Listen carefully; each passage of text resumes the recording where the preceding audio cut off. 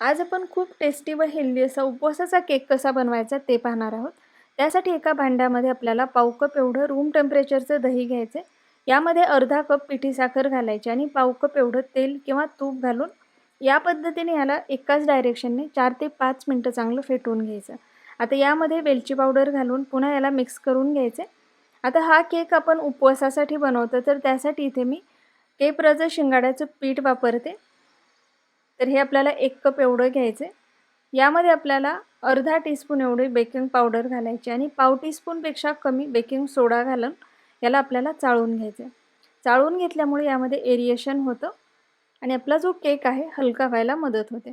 आता याला हलक्या हाताने आपल्याला मिक्स करून घ्यायचं आहे आणि यामध्ये गरजेप्रमाणे आपल्याला दूध घालायचं. दूध एकदाच खूप जास्त न घालता थोडं-थोडं घालायचं आणि जसं आपण रेग्युलर केकसाठी बॅटर तयार करून घेतो, त्या पद्धतीचं आपल्याला बॅटर तयार करून घ्यायचं आहे.